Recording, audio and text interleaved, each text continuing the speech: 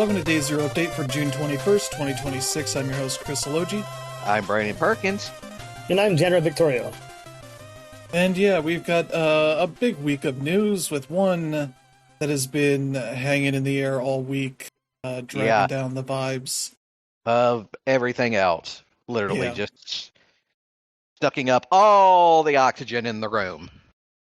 And it still hasn't even happened yet, but Nope. for that, we have a bunch of other news. Let's say other companies not having a great time as well. Yeah. Even Nintendo not having a great time. Nope. This past week. But we do have some other things that are good. We got some games coming out in the near future, as well as another game dominated the news. We're just showing box art and telling you when you can officially buy the game, pre-order it, which is fun. As you see in real time why that game was never going to show up in any Summer Game Fest showcase. It doesn't need to. Yeah. And yeah, Nintendo also fixed something that should have been fixed years ago. Yeah. So if you're still using the Switch, they might have made it better for the first time in ages. Yeah. Before we get to that, we'll talk about what we've been playing, and we have a lot because, yeah, we missed last week because I had a power outage literally as soon as I got home on Sunday. We had a storm roll in that in some other parts of the states were causing tornado warnings. We didn't have anything like that, but it was still enough to, I think, break some branches on trees to ruin the power lines. As I got home, got my stuff put away, and turned on a lamp because it was, starting to get dark from just the storm itself, and heard a loud noise of what I assume is a large piece of wood knocking out the power on one of the poles. So I knew right then it wasn't going to come back anytime soon, and ended up knocking out the power from about 4:30 p.m. until about 6 a.m., which is a good amount of time to not have anything better to do and have to miss the show for that. But yeah, that is a fun whole thing. Luckily, I had a power bank to make sure my phone was charged and watch some stuff off of that, and play my Switch 2 to pass the time while I was, hoping it would come back on soon. But the first time they gave as an estimate was 4 a.m. So it's like, all right, that means I'll do whatever until I'm bored enough to go to bed, and woke up to a bunch of noise from some things I left on so that when the power would come back on, I would know for sure, which was a nice idea that I had. So that's kind of what's happened last week as far as that show was concerned. But for things I've been playing 2 games that I'm going to review. One that I've finished, and I'm finishing up the review for tomorrow. A game called Mold Washer that is only on PC as far as I'm aware, and I believe it should be a fairly cheap game. I think it's $9. It will be at launch, which is a good price for a game that I beat in an afternoon. Took me about 2.5 hours to get through it, which worked about as well as I could have expected for this game. It's obviously taking after the Power Wash Simulator games in terms of inspiration, but being a smaller game, it's set in like a 2D version of a kitchen. I'd say more of like an isometric perspective you have for this, but you are a sentient piece of sushi, the mechanics of which I do not know. I kind of wish it had some more story flavor to it, but you just kind of exist. You get a little tutorial and kind of get sent on your way. You get a little text for each of the jobs that are all set in this kitchen. It is a kitchen that is incredibly disgusting with mold and weird colored liquids and all this kind of stuff all over the place that you're like, boy, I'd like to know what happened here. Did post-apocalypse happen? Did this house belong to some druggies or something? And this is the state of things here. What's happened here? But you don't get answers to any of that. You're just a piece of, I think, nigiri sushi that has come to life with the only reason being to work, because there's still capitalism in this kitchen, I guess. Because you complete these jobs, and each one takes a few minutes at most. There's nothing really too complicated about any of this. You start with a basic washer, and quickly unlock a leaf blower that is used for, at least initially, like blowing this rice off of a table, and a few other places as well. And that leaf blower can also suck, so it's better than most leaf blowers. It can suck and blow. And then you get a more powerful washer, like an advanced power washer, that can do some fun little modes that I would liken to what some of the advanced like nozzles in Power Wash Simulator have, that are nice for cleaning larger areas even faster. And those three tools you can upgrade with your money. Usually improving your range, your power, and like the how wide of an area you can spray for those. And those don't take too long to fully upgrade. This is a game that doesn't really want to drag things out all that long. That's why it takes 2 hours or so to beat. You go through, I don't know how many jobs there is. It's maybe like 2 dozen to maybe 30, maybe 40 at most. There's a couple areas where you go back multiple times, but as far as I can tell, it doesn't seem like there's a ton of jobs to this game. But you're going all over the place. The fridge, back of the fridge, you go through the table, the floor. There's like a dog dish, the sink, the stove, inside the oven, microwave, some shelving, countertops, all that kind of fun stuff. To clean up all these weird little messes.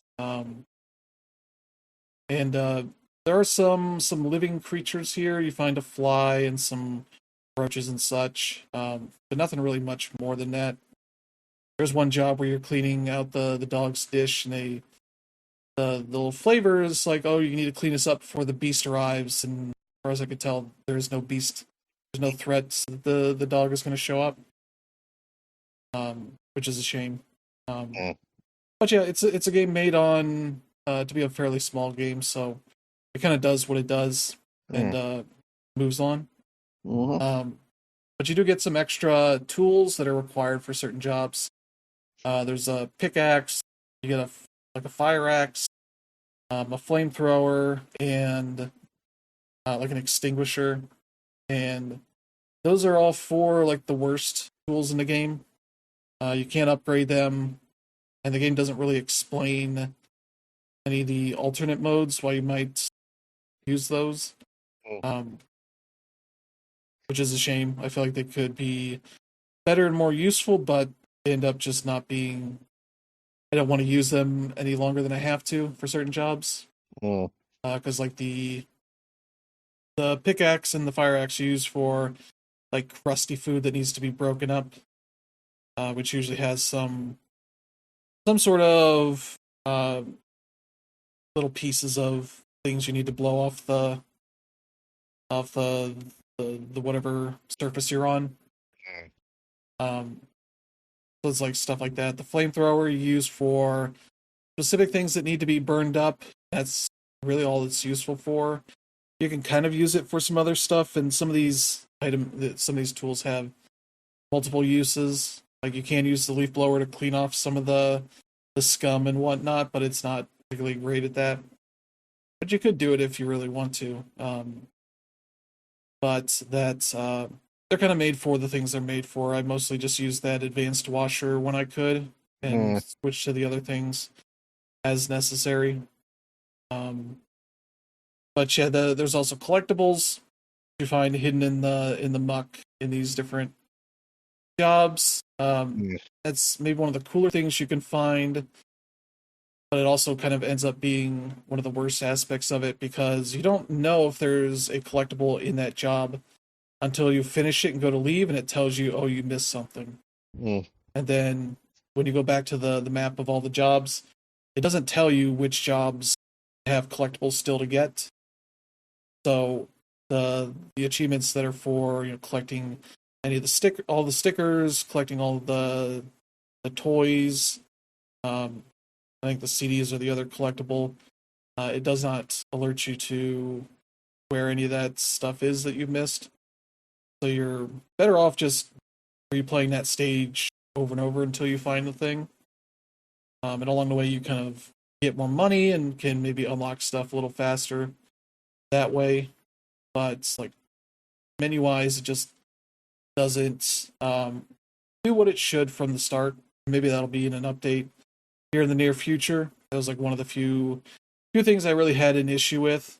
And yeah, like control mappings, there's no screen for that, so I swapped between my Steam Deck to playing on my PC with a mouse and keyboard, and also a controller.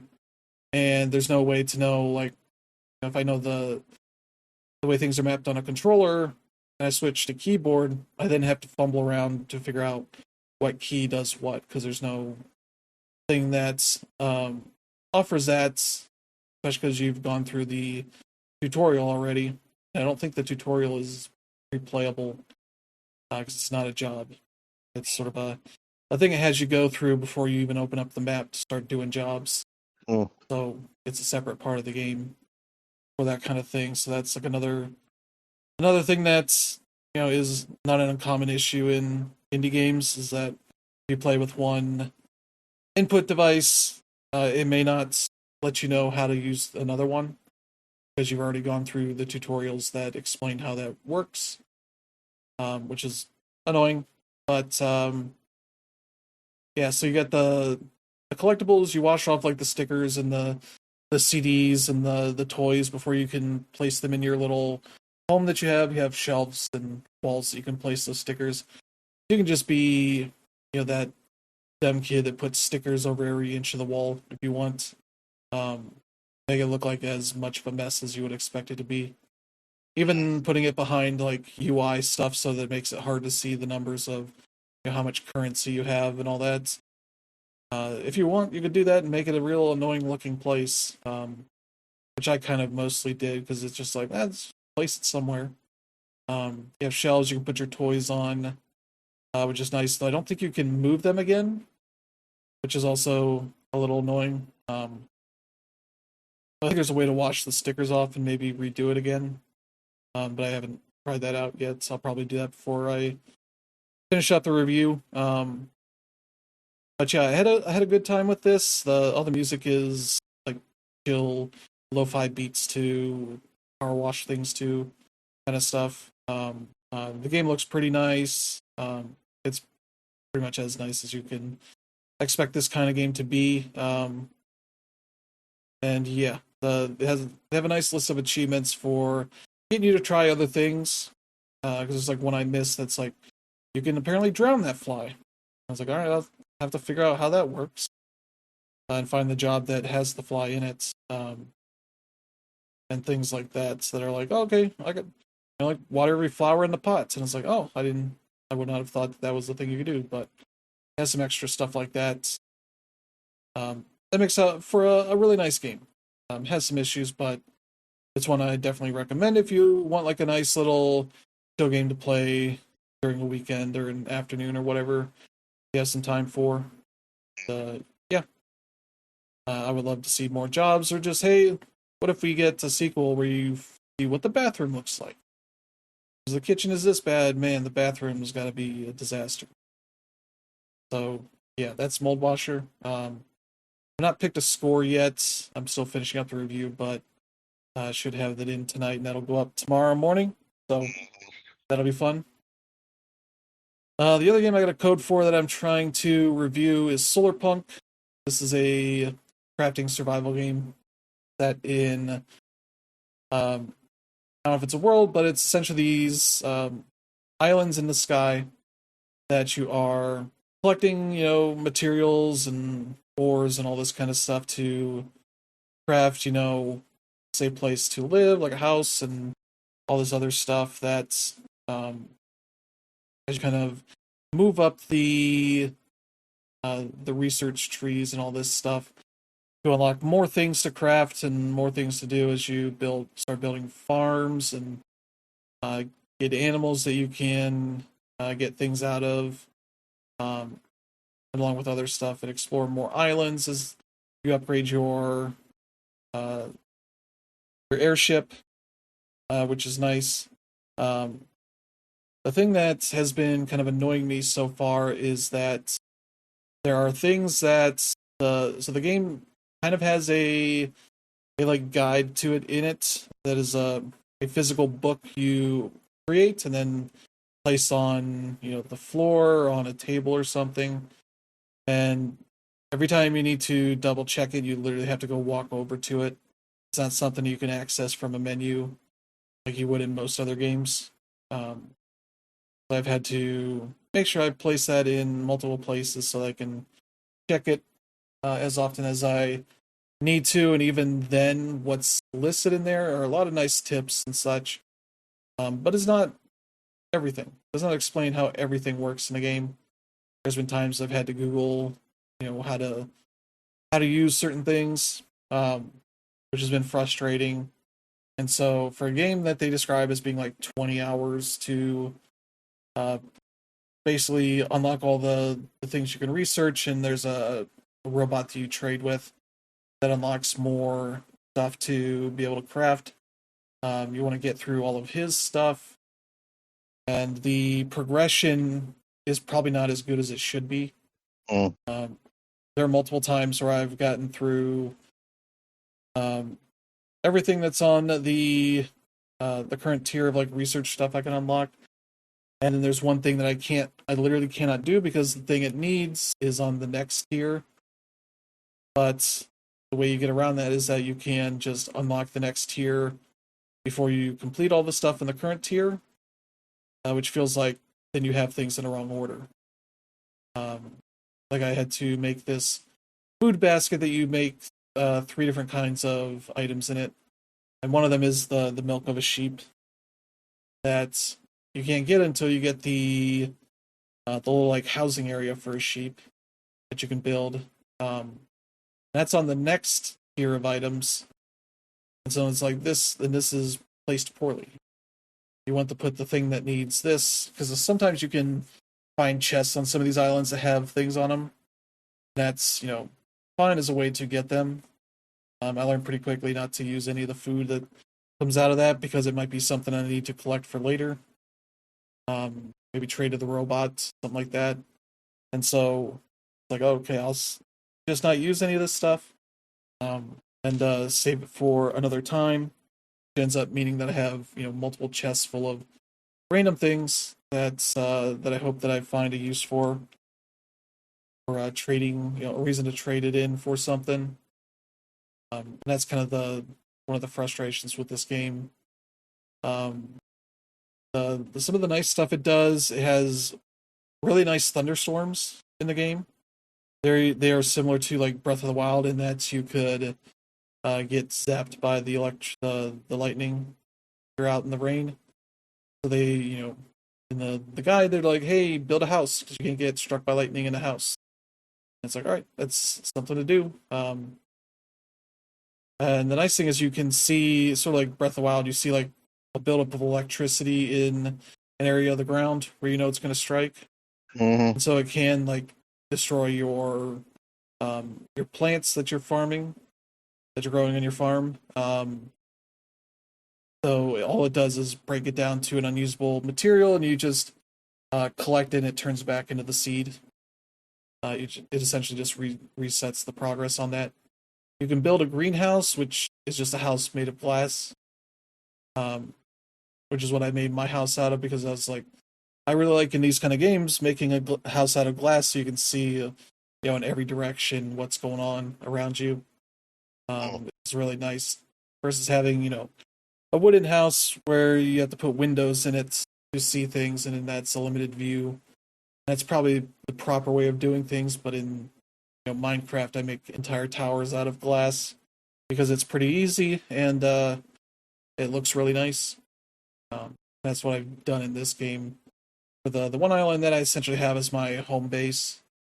Um, but yeah, you're kind of crafting through all these things. It has some nice ways of generating electricity for all your electric items. Where I have this like big, like almost kite-like thing that hangs out in the air and collects energy that way. That powers up my sprayers that keep my crops watered at all times. There's more things you can build to, like, hey, only during sunlight should you water these plants or use these other machines, or only at night or when it's raining. There's a lot of like fine controlled things that you can build to get more granular detail on this stuff, or like a Minecraft has with some of its stuff. But I don't really care because it doesn't. You're not wasting water on any of that stuff. It's infinite water as far as I can see. So I just have it spraying water at all times. You can build like furnaces that are powered through all that same thing, which it has a nice little touch of it pulls in electricity from different devices at different amounts, depending on what sort of drain is needed for different things. So like if you get at night, your solar panels will not be working, and you have batteries that you can build to store that power. So it may pull some power from that, but then I built uh, wind generators, and those can take some of the strain off those batteries because you might have, in some setups, you might have those batteries getting drained faster overnight, and you can sort of relieve some of that. You're getting wind power, and that's kind of where I'm at with mine being mostly wind power, powering everything. So I have like an excess of energy that I could use for things, but I have not built enough to really need it. I'm kind of willing to sit and wait for things to finish up, which is maybe the one thing that's causing my ability to beat this game take so long. Sometimes I get to the point where I'm just literally waiting on like me to get enough eggs to do this trade to unlock the next thing, and I just literally have to keep these chickens fed, and they'll eventually lay some eggs in their little coops for that. And so you just sit around and wait, check on everything. You have like feed that you need to get for them and water, build like troughs for that stuff.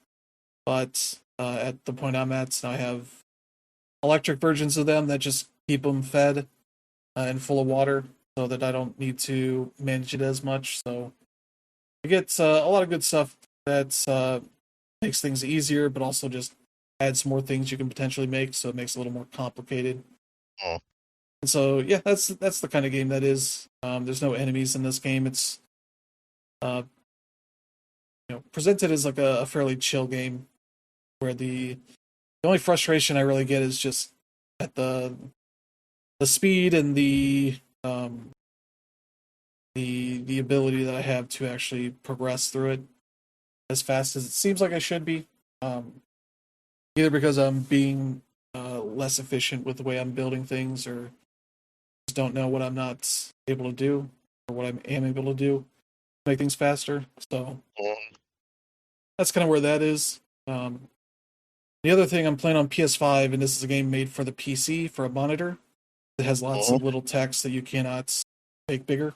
So I end up having to like squint and like figure out like what little text it has on the UI and all that. It has very frustrating UI for managing your inventory, because when it has like a sort button that you can hit, but it never sorts it in any logical way. I think it just confines everything down into whatever random order you have it in, from just moving stuff around randomly, versus maybe putting all of your all your metal materials in one part, and your food and your seeds and whatever in specific order. It never does that. And uh, there I did not know if there was a quick move button like in Minecraft. You can move things quickly to your inventory and whatnot. There there is an option for that. It's like R2 and X Mm-hmm. on a controller, but also it will randomly do that when I'm hitting X to pick something up. Sometimes it'll just send it to my inventory or my chest or whatever furnace I'm trying to fill up.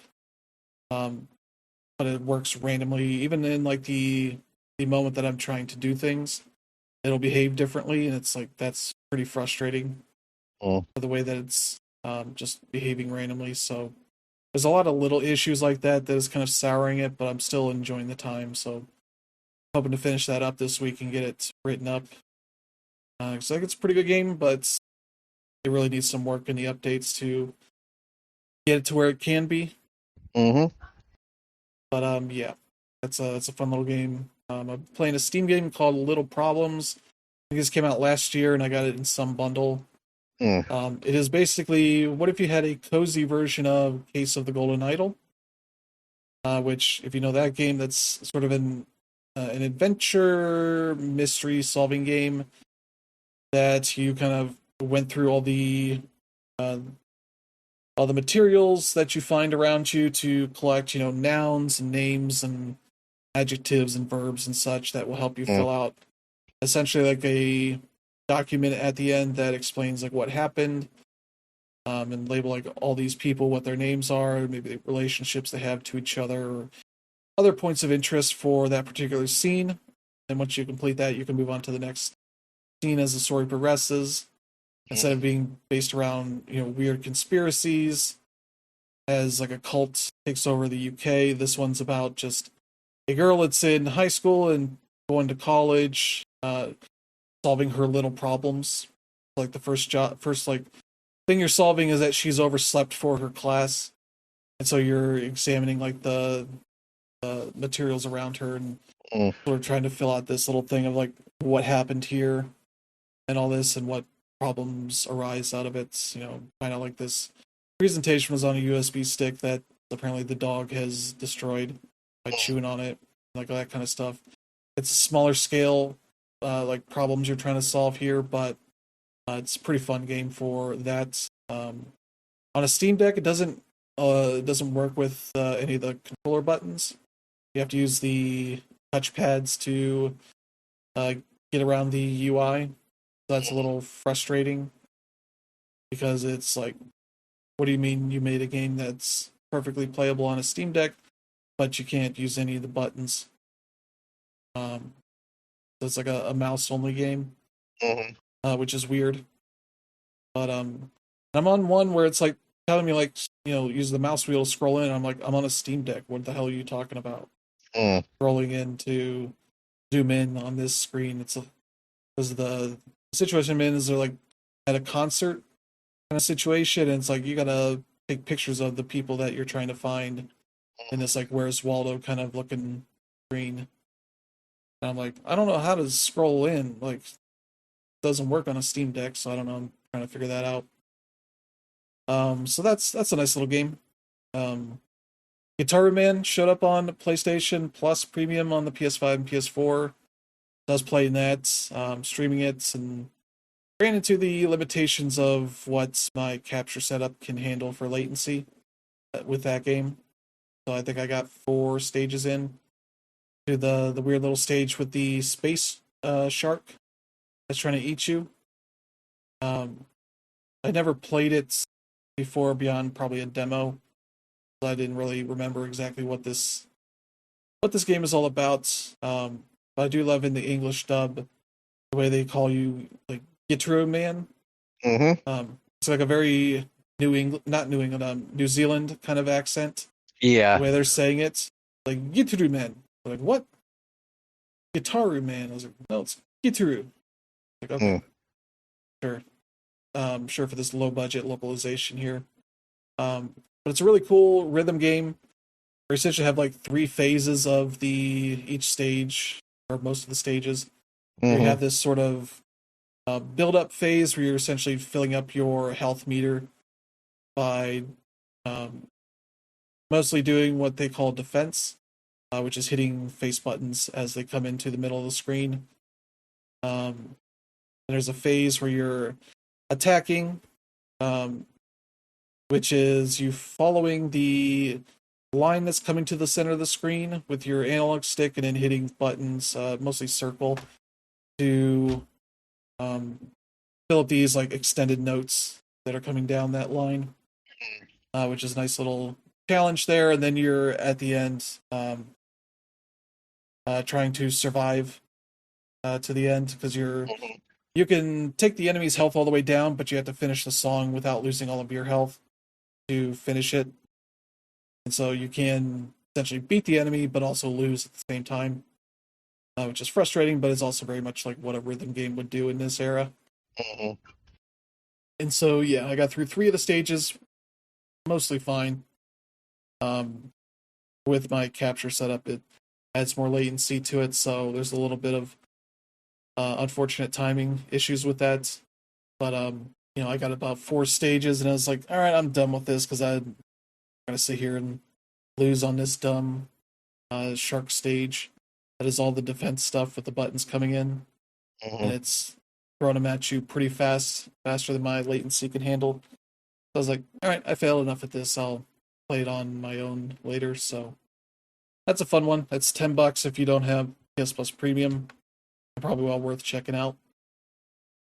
Let's see, I got Wall World 2. This is an indie game that came out a few weeks ago. I got a code for this to stream on it. It is a tower defense mining game, but a little bit weird with that. So there was a game called Dome Keeper that came out a few years ago, where you essentially have this dome on top of the ground that you're kind of shooting at enemies that come and attack you every so often. And when they're not attacking you, you go down below the ground to mine out this space, get more currency and such that you can use to upgrade your dome's capabilities for attacking enemies and all that. And this is kind of similar in that sense, but instead of it being a dome, it is a spider bot that they call this. Essentially like a mobile version of that dome. It has like a big giant robot thing you can drive around on the wall.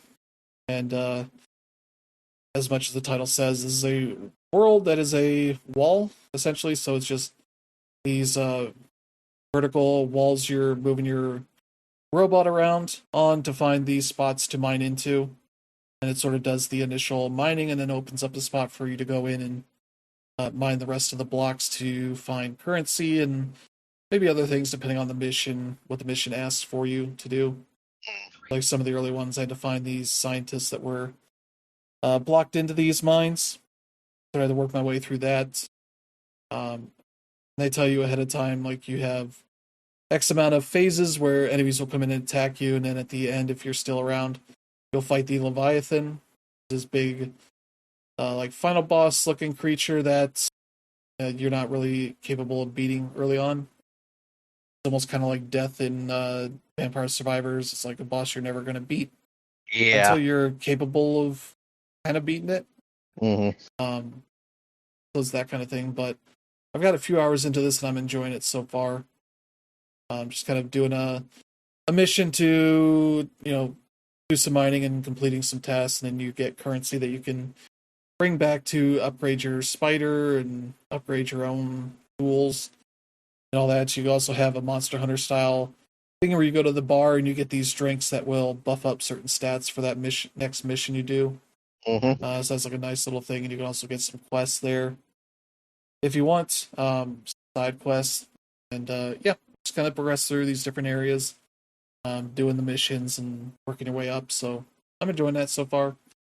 Not really much else to say about that. And the last thing, I've been playing some Hitman World of Assassination, which I got a code from IOI for the pack that goes with Wiz Khalifa's Elusive Target, which adds a weird little zigzag suit you can wear that, is not useful in the Elusive Target because it's on the Isle of Sigale, which is the final map of Hitman 2, which is a rich person island for rich people that want to pay their way past any potential like apocalyptic scenarios that can go on.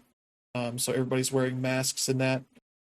And they don't have a mask version of that suit, so it's not really useful there. It also comes with a An assault rifle that is like yellow and black called, I think, like Tacken Yellow, something like that. Which it's an assault rifle. It's not really something you would take into a map unless you're just gonna go fuck around in it. That's not a super useful one. The other item you get is called Blunt Knife. It is a knife that you have that also has the emetic poison in it. That I guess allows you to poison a drink on that map. That's the poison that just makes somebody sick and make them run to a restroom nearby. It's not the sort of poison that will just kill somebody on the spot. But I never used it when I was trying the elusive target. But I did use it, as a knife to cut people. Because it is good for that. The last item you get is they call the beatdown boombox. It's literally just a boombox you carry around. You can throw it at people. You can also turn it on and use it as a distraction device. Mostly just carry it around and throw it at people. But it's also an item that you can't carry with you when you're climbing up ladders or anything. So it has limited uses for that as well. So the elusive target features Wiz Khalifa as this boxer turned MMA fighter who has been pretty successful in his career. Like it's wrapped up into this plan from some of the rich people on this the Ark Society, I think they're called.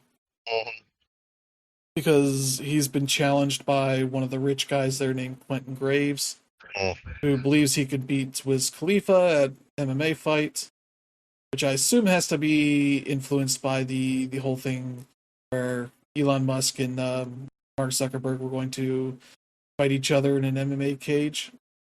That never happened. I assume this is part of that. And so Wiz Khalifa is here because he's going to just kill him in the ring. Because Quentin Graves has apparently challenged him to a fight to the death. So you're there to stop him because you're on the side of Quentin Graves and know that the other rich evil people are on the side of Wiz Khalifa's character. Yes, they want him wiped out and to take over his company. Rich people shit in this kind of game. So yeah, you get there and you kind of explore a little bit. But the fight starts at a certain point, and when I got over there, when I was doing my first attempt, they kept talking about like there's a rule of second where you can sort of insert yourself into the fight and say I will fight in place of Quentin Graves. I could not figure out how to actually do that. And it presents it as an option as like characters in the area talk about it, but I never figured out how to actually do it. That might be something I have to Google to figure out. I think my first run at this thing, I ended up failing because I was just trying to explore and figure out like what the hell I'm supposed to do, and I was just gonna shoot Wiz Khalifa in the head while he was in the octagon. Yeah, and I did a little bit of damage, but then at that point all the guards were on me and I couldn't shoot my way out of it. So that was fun. But along with that DLC, you get the Elusive Target Arcade, which is just your ability to replay that Elusive Target on your own time. The only knock is that it's a two-parter. You want to get through both parts to beat it. But if you fail, you cannot try it again for another 30 minutes. And so if you fail on the second attempt, the second part, it resets you back to the first part. So on the first attempt on the first part, that went pretty well. I was exploring and trying to figure out like what was going on around here and not really figuring anything out as far as the like rule of second stuff. I essentially just walked around as different outfits of people I could get through some of the background areas. Picked up enough stuff that I threw a knife at his head as he was like walking back for the second round of this fight, and was able to duck out well enough to get out of this situation without any issues. So that was the fun way I did it. And from that, I unlocked the weird like outfit that he has when he's getting into the ring. So it's like a jacket with nothing, no shirt under it or anything. and some pants with sagging pants. So you get some underwear in there as well. A very Agent 47 thing that he would never wear, but it looks pretty fun to wear. I don't know what you would get for the second one. I tried the second part, which is literally you cannot change your outfit from what you start in. They talk about you go in with the specific loadout that it gives you, which is nothing. And then if you get spotted at all, it ends the run immediately. So I was like, all right, so I need to find some out of the way places to get around in the starting outfit I had. And that led to me going down, finding this underground passage. I found a person standing, like, talking on the phone. I was like, all right, I'll sneak up behind this person, like, choke them out, and, like, clear out this whole area, essentially, for the one person. And they turned around and spotted me immediately and ended the run. So that ended my attempt to try to beat the second part. And then at that point, it locks you out for 30 minutes, and I just tried a different elusive target for, like, one of the more generic characters that was still on that island. So, which was pretty easy because it's like this journalist that's hidden as an employee working at this place, and you, like, spot them pretty easily. They show you, like, where he's, like, hanging out in this, like, art gallery place. You can, like, talk to him and, like, convince him that he needs to leave before you make a big deal of him breaking into this place. And I basically followed him into this closet and, like, smacked him in the back of the head with something and snapped his neck and left. That was pretty easy, but yeah, that was a lot of fun. Kind of jump back into that game and playing elusive target that I failed at, but still beat it on the target version of it, so, or the arcade version of it. So that was fun. Video should be going up later tonight. I get a moment. So that's been pretty much what I've been playing. Brandon, what have you been doing? Well, one of the things I'm still doing is I'm still playing Splatoon 3. We're in the middle of the big run right now, which is the couple times a year when the salmonids grow so numerous that they end up just straight up invading the city, and a bunch of the various courses that are used for competitive play are overrun with them, and so they suddenly turn into salmon run grounds.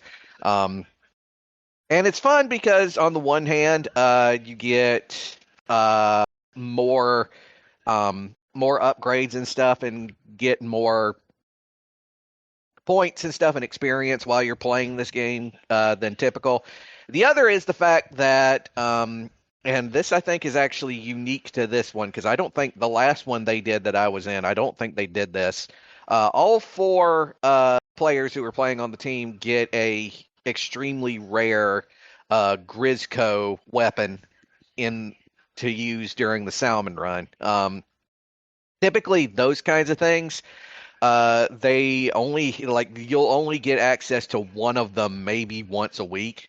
But all four people get them this time. So yeah, that's a lot of fun. But the other game comes from when I was watching the Nintendo Direct, which, yes, we were planning on doing a show on that, but unfortunately, both Chris and Danrub had shit happen that basically made that impossible. But one of the games they released on the Nintendo Direct that they showed was one of the new Xenoblade games, Xenoblade Genesis. And the thing about Xenoblade Genesis is that, at least as far as the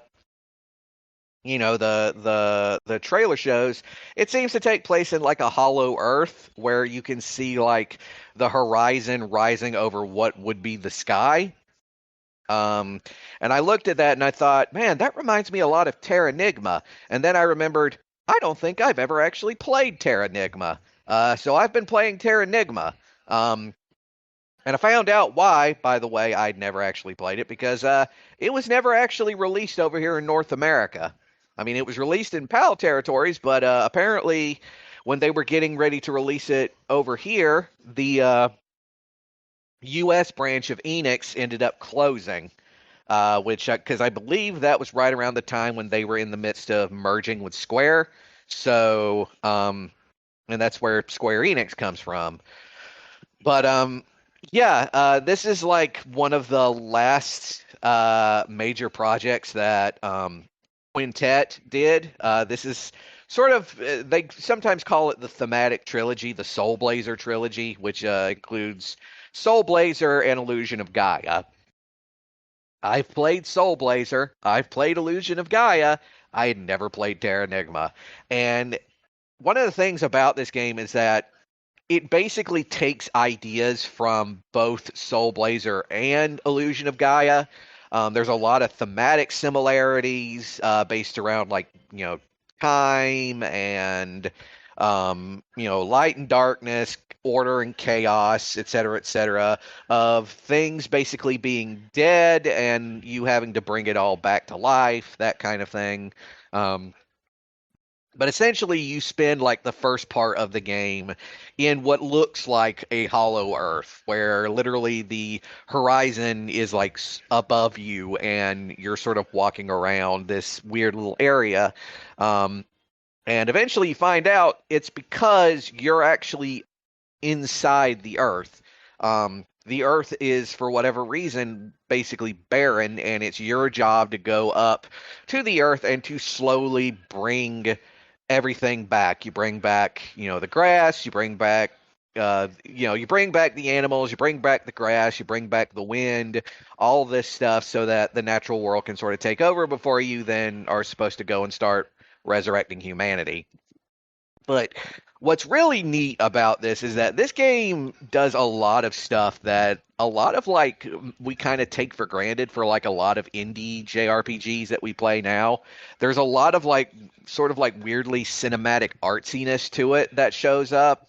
And it's kind of hard to describe without actually showing it, but it you can tell that this game was made like at the very tail end of the SNES's lifespan, because it basically takes every bit of graphical power that the SNES could do and just uses and just it pulls out all the stops for it. But yeah, the game is legitimately incredible, and I'm kind of punching myself for the fact that I've only now decided to start playing it because it is an amazing experience. Um, but yeah, that's what I've been playing. So, Dan Reb, what about you? Yeah, for me, it's been a bunch of stuff. Let me see if I can just go ahead and recollect myself. Um, the last time I was on the show, I believe I was playing through 007 First Light. I have now beaten that game. The review's up on SmashPad, and I liked it a lot. Um, the main thing here is that the James Bond is not like any James Bond we've seen in any movies. Maybe he's closer to what he was in the novels, but the main thing is that it's an origin story.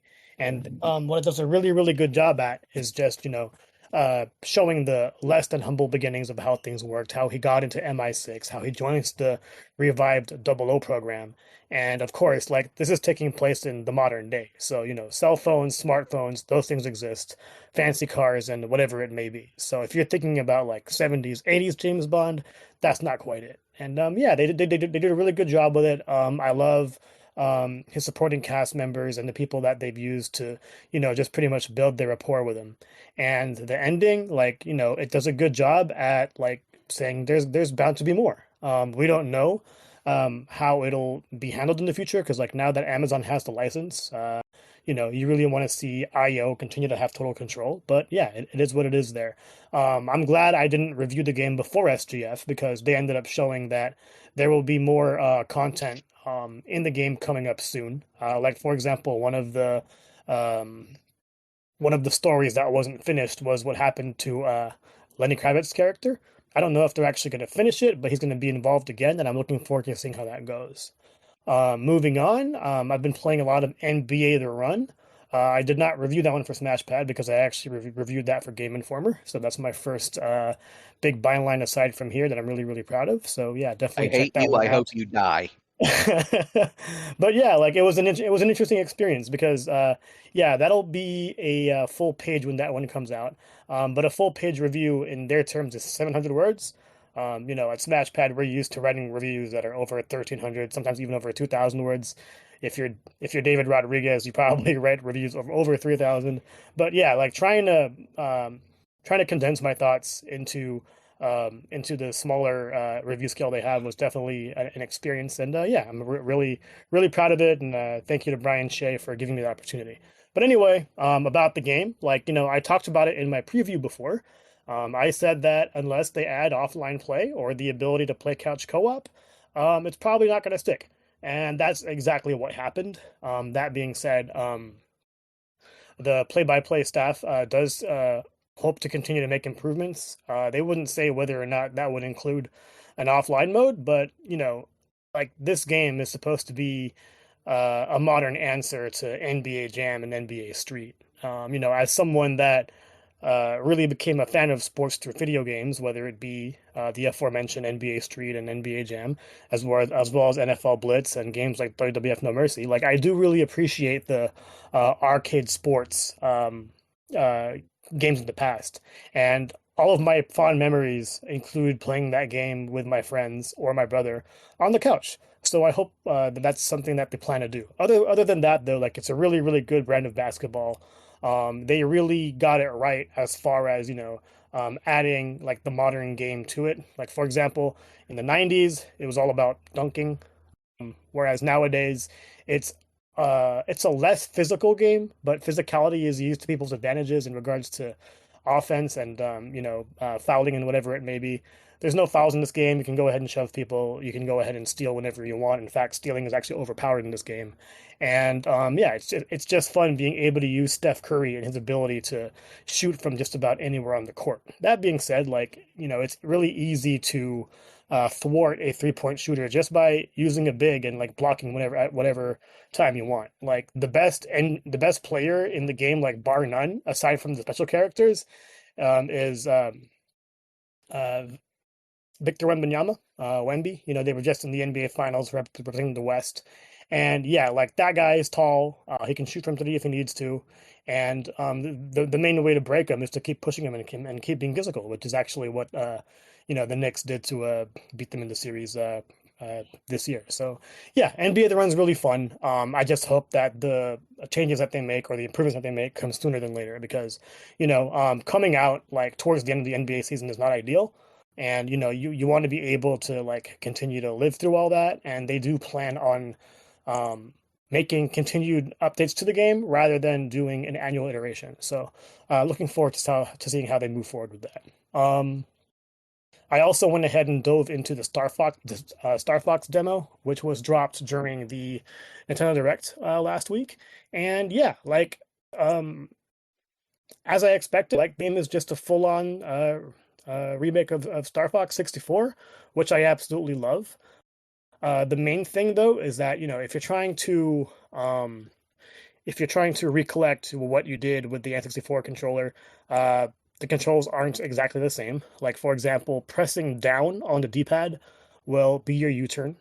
Pressing up on the D-pad will be your somersault.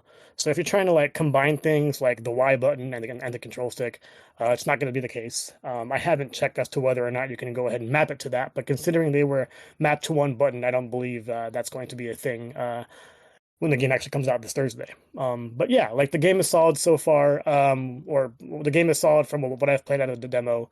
It starts off with it starts off with a prologue, the mishap that happens to James McCloud, things like that. And then after that, you're using the modern Star Fox team in what's pretty much a VR training mode. You go through all the training, and then eventually you can go through the training again if you want to use the mouse and click mode, which I'm not too fond of. So I just want to stick to the typical gameplay. And then all of a sudden the game gets glitchy, but you actually find out that the reason why it's glitchy is because they just took off their VR headsets. So that's pretty cool. And then from there, the one level the demo gives you is Meteos or Mateos.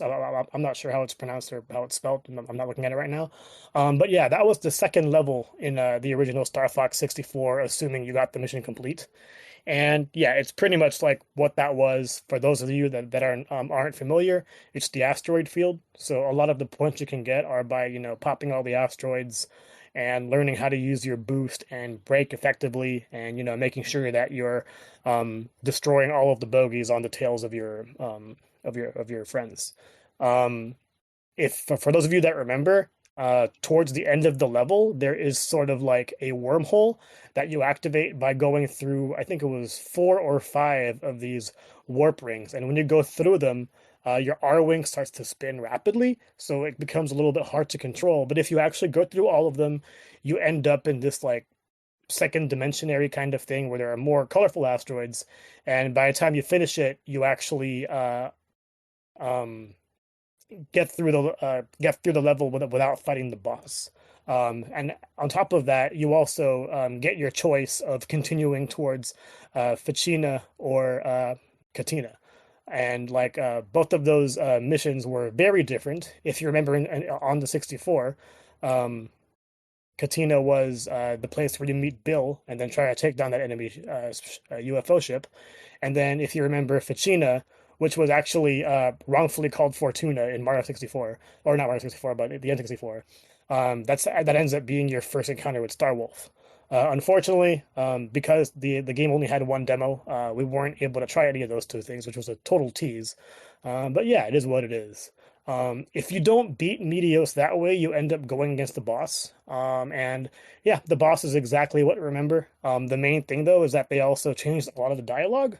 So, a lot of that stuff was memeable. So if you're someone that like likes to keep things the way they were, you might be a little bit disappointed with it. But aside from that, like I do like where they went with the whole direction and how everything looks with it. So yeah, Star Fox comes out later this week and I'm really looking forward to it.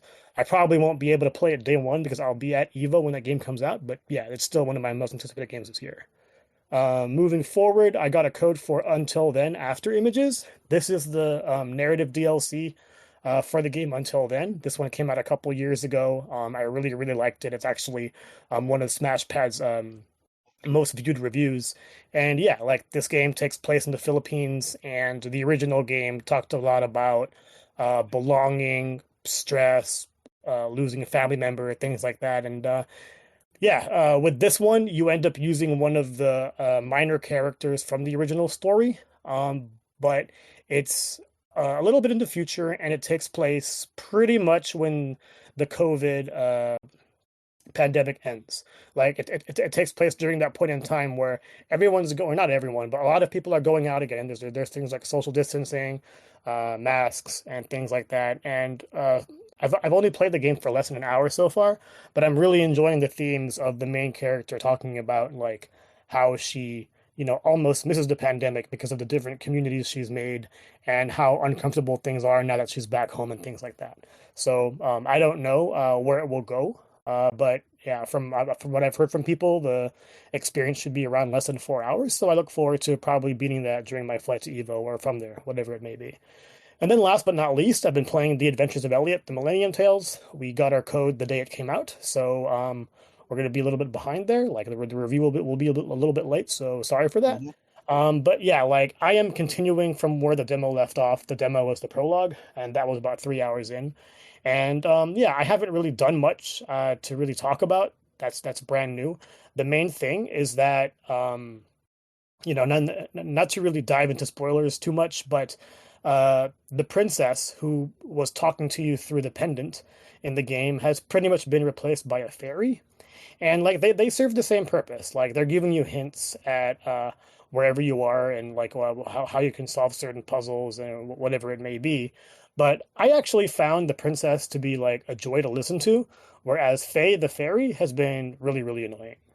That's quite a 180 so far, and I know that's actually one of the biggest complaints of the game, and people actually chose to, you can't really mute her, but you can talk, you can make her talk substantially less. And I'm on the verge of doing that. But yeah, I haven't really been playing too much of that, just because like, I'm still getting over, or not getting over, but finishing up a lot of our SGF stuff. And then just to quickly go over some of my favorite games from SGF, those of you that don't know, this was the first year in which we gave awards to our top games from SGF. Basically, we gave away 5 finalist awards, and then out of those 5 finalists, chose a winner. I can't talk about all 5 because there's one game that I can't talk about just yet. But the 4 that I really, really enjoyed included Stuntman Hollywood. Those of you who are not familiar with the Stuntman series, this was popular, but I don't even know if you can call it popular, but this was around in the PS2, Xbox days, and it was kind of hard. You pretty much just play a stuntman following directions and, doing all these stunts as a Hollywood stunt driver. Same thing with Stuntman Hollywood, except the main thing is that they've included a bunch of different Hollywood IP. One thing that really sold me was Back to the Future, which is one of the levels here. And yeah, like I really, really enjoyed it. It is really hard, especially like if you're not used to the various controls of car games. But I did have like a lot of that burnout vibe, and yeah, I really enjoyed it. And out of all the demos I played during SGF, like that was the one where I was probably the most noisy and emotional. So yeah, I definitely really, really enjoyed that one. The next one is this game called Forever Ago. It is an indie game published by Annapurna, where you use like this old man, and the demo was about 15 minutes. I went to this gas station, and you pretty much are there to just like run some errands for yourself as you head somewhere else on the road. But then the guy at the convenience store is really, really annoying. Every time you're looking at an item, he's talking about why you should buy it and whatever it may be. And you have all these dialogue options to, you can be nice, you can be mean. He was really annoying me, so I went ahead and like was mean to him. And then when it was time to check out, there were these photos on the wall that included the main character as well as what should be his wife or girlfriend, and he demanded that photo. All of a sudden, it goes into an obscure dimension, and it's an Annapurna game, so things will definitely be trippy in that way. And I really, really enjoyed the experience. Like I really liken it to when I played Mixtape at SGF last year. Like when I played it, I knew I would really, really enjoy it, and this is the same case with this game. So there's that. And then the last two are probably obvious. One of them was Onimusha Way of the Sword. This game is fantastic. If you've played the demo that's currently on PSN, Xbox, or Steam, it's that demo is pretty much a souped up version of the demo that I played last year. This new one that I played has this really, really tough boss and shows a little bit of the game's sort of open world. Exploration is very similar to that of Horizon, where you can't really just like run to your waypoint. You have to be able to like just follow certain routes to it. So that was definitely interesting. And we eventually end with this boss fight that was pretty tough and pretty much challenges the way you've been playing it, because it's really counter based. You want to be able to like not only dodge things at the right time or block things at the right time, but it'll also challenge your ability to use some of the perfect parries, which you do by actually pressing an attack button as you're being attacked at the right time. So that was pretty cool. I do have a complaint though, and I think this is something that'll rear its ugly head when the game actually comes out. The voice acting is not good. What really pisses me off about it is that everybody has an English accent, and I'm like, we're Japanese. Why couldn't we hire people from Asia to handle these voices? But yeah, I'm assuming they're really going the Shogun route for this. But yeah, I definitely expected more in that regard there. And the dubbing is not, or the lip syncing is not done well. So when this game comes, I'm probably going to play it in Japanese. And then last but not least, I played Control Resonant. To be honest, I did not do a whole lot of research for Control Resonant before that appointment. And one thing that I did not know was that it's no longer a third-person shooter. Control is now a third-person action RPG with a lot of platforming. And if you know me, that's my bread and butter.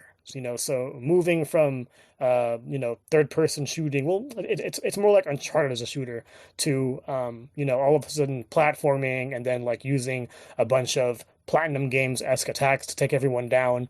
It's definitely more my speed there, and my demo there was more than 90 minutes, and I enjoyed every bit of it. It feels very polished, especially for a Remedy game, and yeah, I just can't wait for that one to come out. So that was the game that actually won our Best of Show.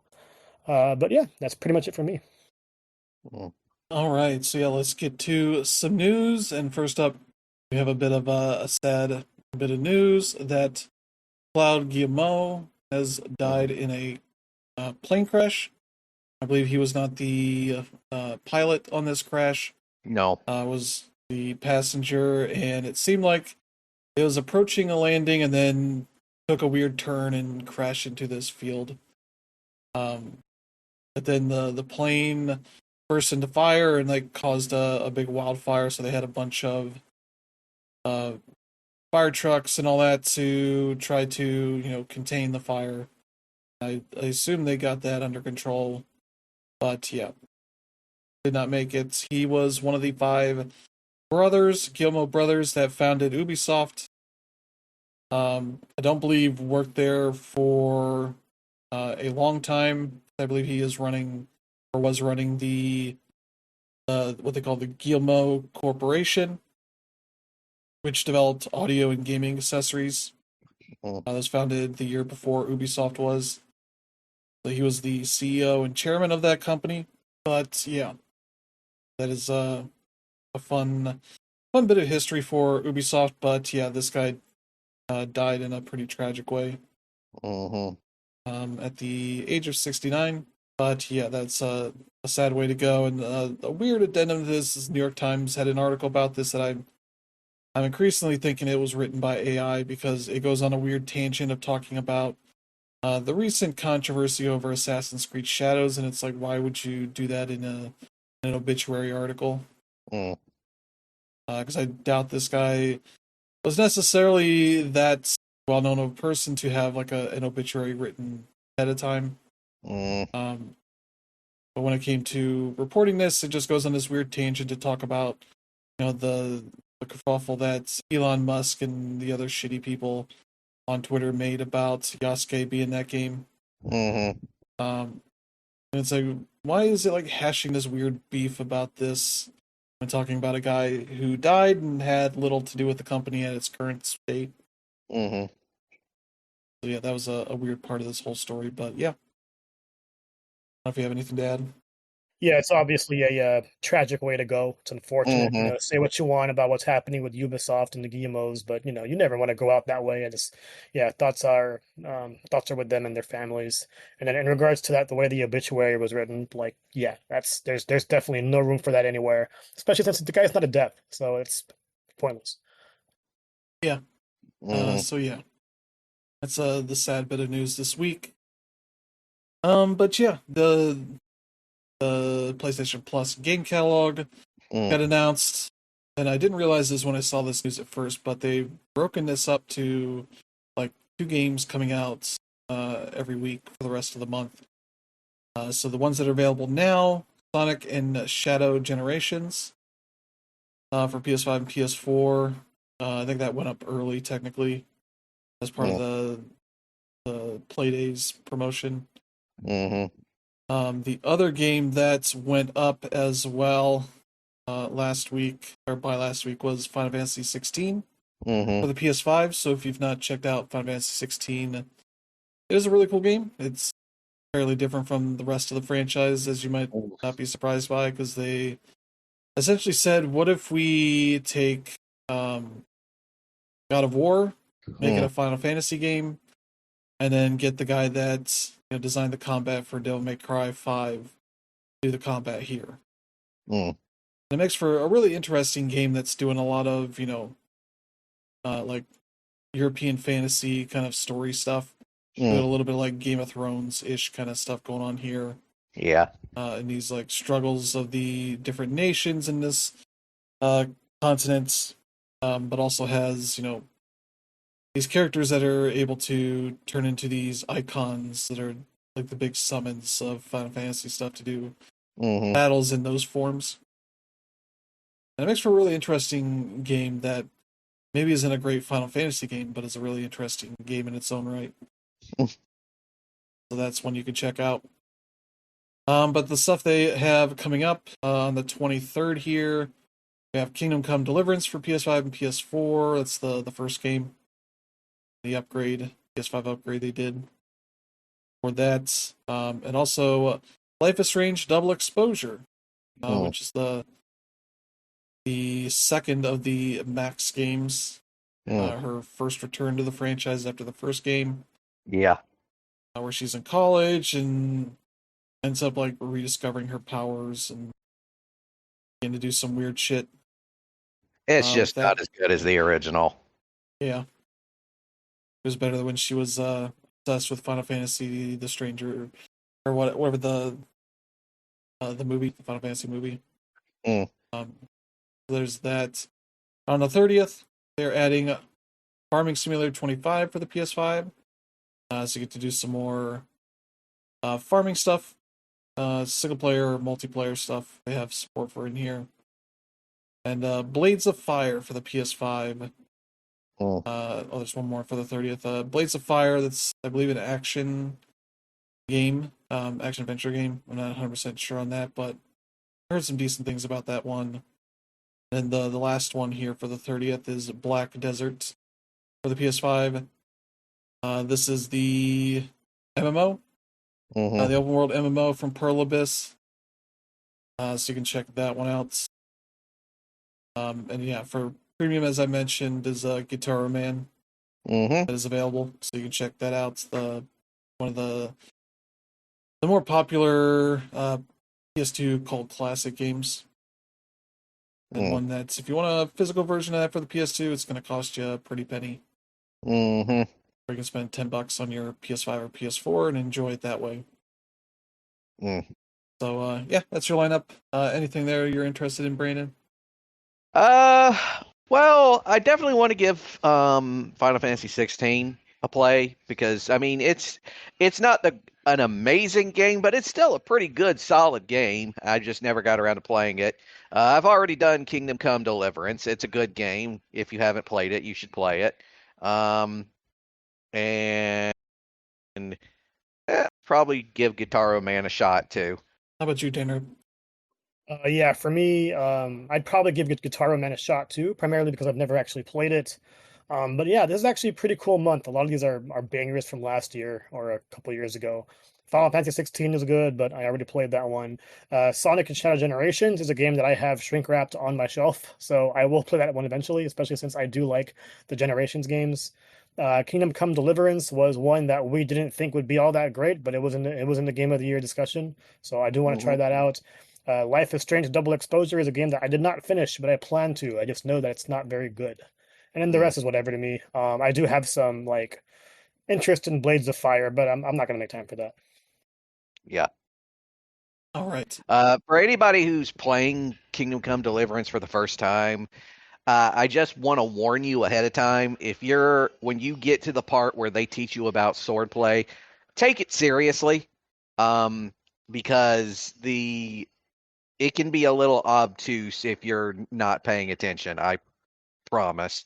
And you're gonna want to pay attention to your stats too, because there's essentially, for lack of a better term, a boss fight that's like halfway through that will absolutely slaughter you if you do not take your time to level up, and it happens in the middle of a scripted event. So yeah.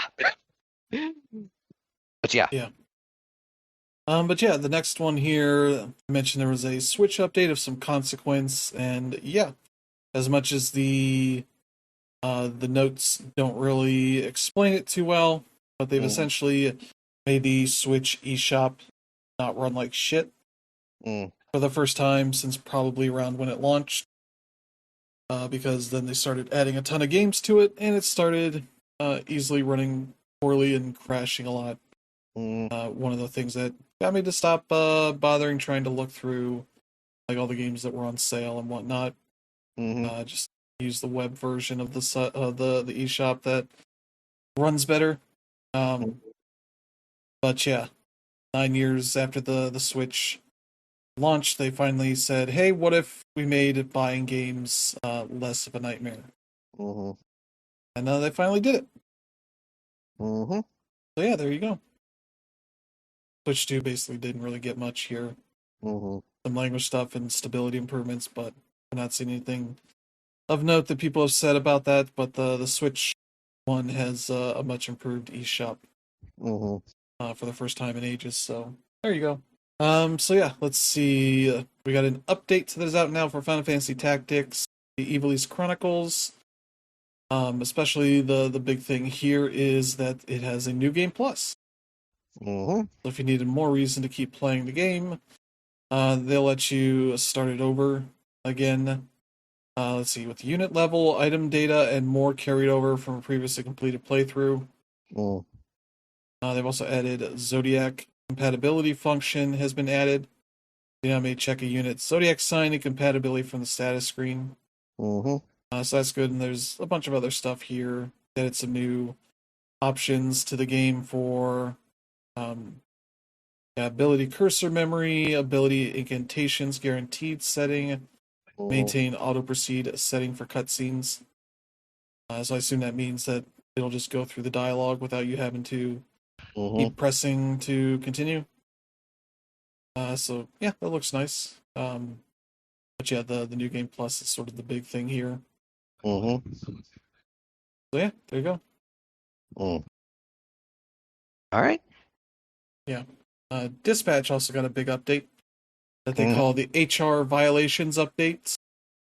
That may also have a DLC pack you're supposed to download. 100% sure on this, but the Switch version is notable for this Switch and Switch 2 version because it has more severe censorship to it by default because they ran into some platform issues for things that you could not show on certain characters. This is the sort of game where some characters are just naked and you can see various parts of their bodies. And so on the Switch 2, that was not allowed, and they made some changes for certain reasons, and then just made that the default for all regions. But there might be better sensibilities for that stuff. They also added some of these options to the PlayStation and PC versions. Because they added this new censorship option where you can see like nudity, as they describe genitals, breasts, and butts, and obscene gestures, but you can also turn it on. And they have 3 options here: a mosaic option that just kind of blurs it out, a blackout option that just puts a big black bar on there, whatever you're seeing, and what they call chaotic mode, which puts like jean shorts on one of these characters that's naked, some weird thing covering their butts, and this other shot, I couldn't even tell what's being covered up, but there's like a cape that's covering over something. So yeah, they made this a very weird thing, but it's kind of a fun little addition there. So you can turn one of these characters into like a never nude from Arrested Development. So yeah, there you go. So yeah, that's a fun little thing to add for that game. But yeah, that's let's see, we got GTA 6 news, and it's only that you can start pre-ordering it, giving them your money on the 25th, which is Thursday. So if you really want to spend your money right now instead of saving it for the next 5 months, you can do that. Yeah, but also find out how much they're actually planning on charging for this thing. Yeah, they still have not said anything yet, and people are going nuts, assuming it's going to be $80, and I wouldn't be surprised by that. Yeah, there's even a handful that said it's going to be like 100, which I kind of doubt. There will probably be a special edition with that much. Oh yeah, for it, but I doubt the main version will be. Yeah, but I still don't even know like what's in the game at launch. Like, is there going to be an online mode? Or are they going to delay that for a bit, like they did GTA 5? Yeah, we still don't know. Hey, people have been, for whatever reason, anticipating the marketing for this game, and finally got that, and the box art, which in grand GTA fashion has like multiple scenes in sort of a comic book style form here of just various characters and things in the game. That really gives you no real context for any of it. No. So yeah, there you go. People are mad. People are mad on the internet. Yeah, but another new thing is bisexual lighting on things. Oh God, that dumbass. And they're like, look at this. And look at Take-Two's support of trans people. And it's like, yeah, I guess. I don't know. But also, GTA games tend to make fun of people on the right, so yeah. But they still like the games because they don't pay attention to any of that. Yeah. There comes a point when the grift just deteriorates into genuine mental illness, and they won't be able to continue harping on this game after launch because it will sell really well. It's GTA. And they'll claim it's one of their games. Yeah. So yeah, that's the dumb part of this. But Mm-hmm. the other part is those PS5 and Xbox Series X and S upgrades that they offered for a bit for I think a $9.99 if you own the PS4 and Xbox One versions, and then essentially took that away so that you had to just buy the whole game again. If you wanted the new versions. Now they're allowing you to do a free upgrade. Mm-hmm. So if you didn't buy any of that stuff, you can just get it free. Yeah, starting June 18th, so it's already available. Mm. So you can check that out and I guess play some GTA 5 and spend a ton of money in GTA Online Mm-hmm. before GTA 6 comes out, and then spend a bunch of money there. Mm. Is what they want. You want to be like, give me my $9 back, my $10 back for paying for the upgrade before. Mm. No, they're not going to do that. So yeah, there you go. That's your GTA news of the week. Mm-hmm. But yeah, a bunch of games got announced at Summer Game Fest and the Nintendo Direct and all that. And so most of what the bigger games we know are going to be coming out during this fall, but we did get one more. Clive Mm-hmm. Barker's Hellraiser Revival Mm-hmm. is deciding to say, hey, what if we nudge ourselves in here in this crowded section and come out October 8th? Mm-hmm. Yeah, PS5, Xbox, and PC. $40 for the game, $50 for the deluxe edition. Mm-hmm. So you can check that out. Well, it's coming out on Spooky Month, so Yeah. Look at maybe nudge itself away from all the other games coming out in that first week or so. maybe. But I am looking forward to it because I do legitimately love Hellraiser, the first two movies. And I think so I've heard about this. This game is it has some of the most accurate or like more realistic writing about face fucking that's ever happened in a game. It's a lot more accurate to Clive Barker's vision than any of the movies are. Weirdly Yeah. enough. I'm like, sure.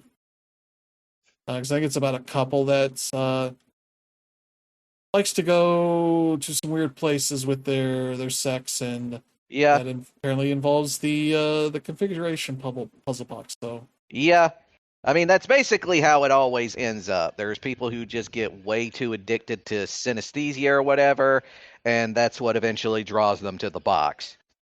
yeah, And, bringing out the Cenobites and everything. Yeah. Yeah, that's how it works, basically. Yeah. so yeah, they're gonna have some of that here in a few months, so you can check that out. Mm-hmm. But now let's get to the industry news because there's a lot of it and bad. Yep. The developers of Luna Abyss that came out less than a month ago have been laid off. Yep. Yeah, Quali Labs. Mm-hmm. Pretty much everybody on the development team has been laid off less than a month after launch. This is on Game Pass as well as on PS5, Xbox, and PC. And it seems like it's sold maybe in the tens of thousands of units since then, which is not great. Especially being on Game Pass, disincentivizes people from really checking it out. Mm-hmm. And I looked at this game because I had seen the name, but I had not seen like what it was. It kind of looks like a first-person Returnal.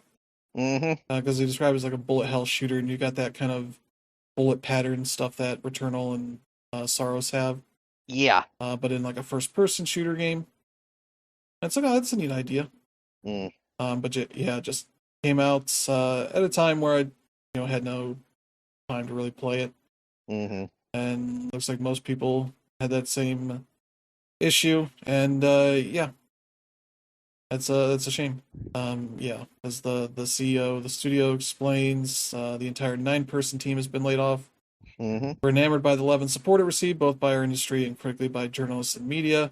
Whilst we faced many challenges along the way, it's been the highlight of our careers, and we are incredibly proud that it has finally seen the light of day. Thank you to everyone who believed in us. Unfortunately, as of yesterday, the entire team has been made redundant. The decision was completely outside of our control. As a result, the entire team are available for work as of today. And so, yeah. a shame. Yeah, it sucks. But that's kind of where indie games are at. Mm-hmm. Kind of boom or bust at this point. Even for a Yep. small team like that, they are owned by a bigger company. Mm-hmm. I think one is just called Quali. Mm-hmm. And that game just did poorly enough that, yeah, the entire team got laid off. Mm. And that's unfortunately just how it goes for some of these games. Yeah. I mean, it's just the way the market is, man. Yeah. Then we got a story here about Don't Nod not being in great shape. It seems like Mm-hmm. with a number of their recent games not doing well. Tencent, who's one of their majority shareholders, Mm-hmm. or one of their major shareholders, they own 41% of Don't Nod stock and 33.5% of its voting rights. Mm-hmm. Pulled their support, and essentially, it seems like auditors are saying they only have enough cash on hand to keep the studio afloat until November, Mm-hmm. and that they are, working on acquiring some more funding to keep the studio going. Mm-hmm. Yeah, because the company had asked Tencent, its main shareholder, for a short-term increase in capital, but they seemingly are not interested in that. Also do not want to contribute to game project financing via co-production agreements. Mm-hmm. And so, yeah, they are in discussion with some major industry players in the game space, but has not resulted in any financing.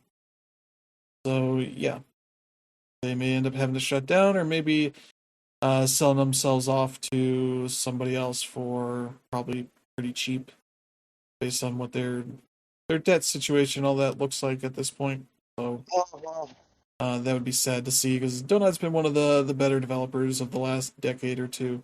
Yeah, and honestly, the medium is just better with them around. Yeah, It sucks that that it's got to get to this. yeah, they made a decent variety of games, stuff, adventure games, action games, even some RPG-ish stuff, Mm-hmm. like Life is Strange and Vampire and Remember Me, some really cool games, and Banishers was Banishers was really especially cool. great. Yeah. But yeah, like they had Aphelion came out earlier this year to pretty much no fanfare. Mm-hmm. I assume did not sell very well. Mm-hmm.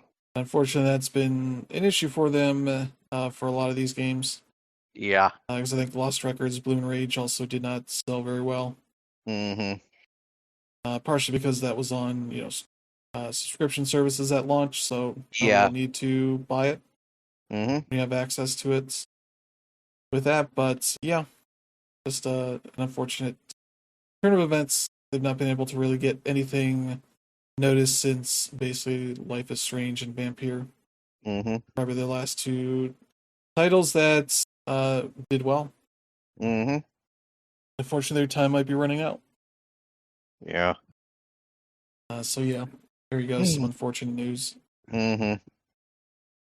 And speaking of unfortunate news, Yeah, we have some yeah. Nintendo news because Nintendo got hacked by a ransomware company, ransomware group that seems to have gotten a bunch of employee data. So not any of the fun internal data that would be leaking games and such. This is all seems like a lot of employee data, employee names, email addresses, bank statements, tax forms, all that kind of fun stuff. Yeah, they're trying to hold the information ransom for $2 million. What they want from Nintendo, and I'm assuming that Nintendo's not going to pay that. But yeah, probably a really frustrating situation for the employees because yeah, they've not done anything wrong here, and it seems like this the service called Tiny Pulse, where this data was stored, is the thing that got hacked. Yeah, yeah. So apparently, yeah, there's more here. They're talking to Tiny Pulse, saying, "Tiny Pulse, you have till June 16th to contact us via telegram or email that we have sent you. Nintendo decided not to pay, so we are demanding that Tiny Pulse pay, or all data will be leaked, including private messages of Nintendo employees." all employees are happy, we can tell you that. Private messages are about to not become private if Tiny Pulse doesn't reach an agreement with us. They're very eloquent writers there. But yeah, it is a wild thing to see. But yeah, hopefully those employees get the help they need to protect their data and all that. But yeah, unfortunately, it's not looking great for them. Yeah. So there you go. Let's see, and then yeah, we'll get to the big story of the week: Xbox's quote unquote reset.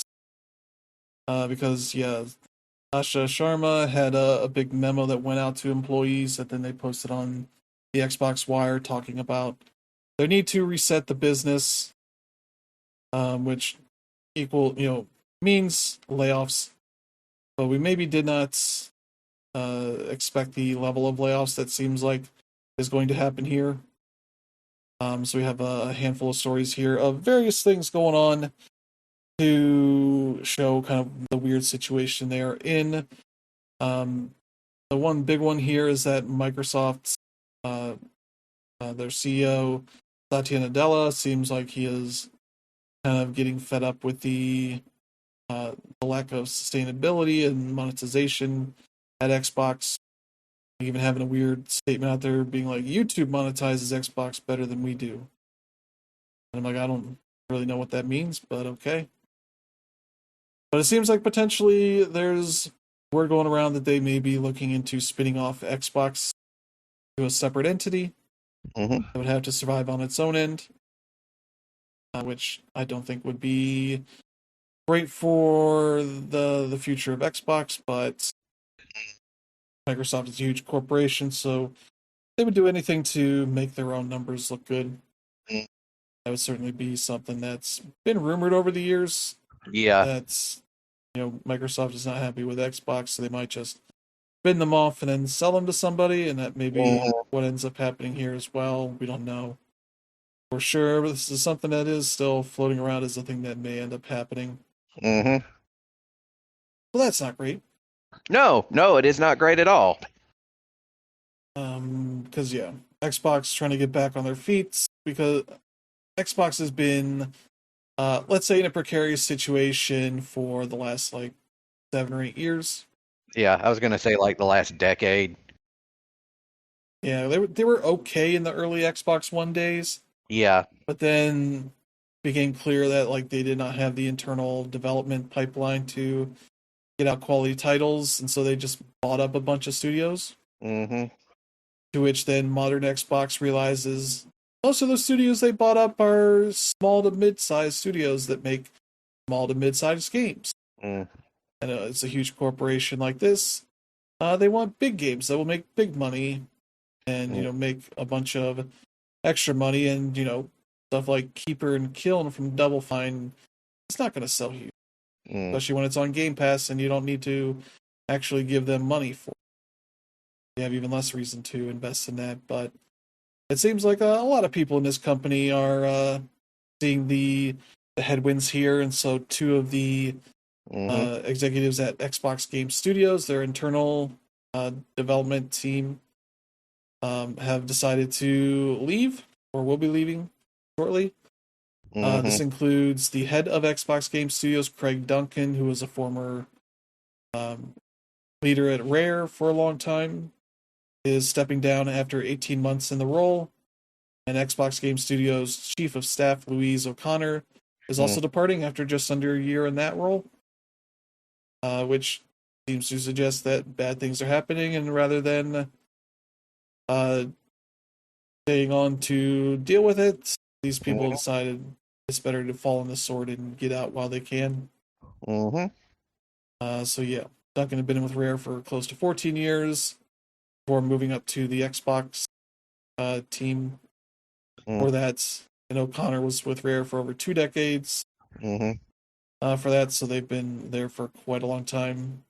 So yeah, that's sad to see. And also the studio head of Treyarch, who's been in that role for 22 years, is retiring at a very convenient time that says he must not be too interested in what's going on here, as Xbox takes an axe to any team they see that does not need all the people they currently have.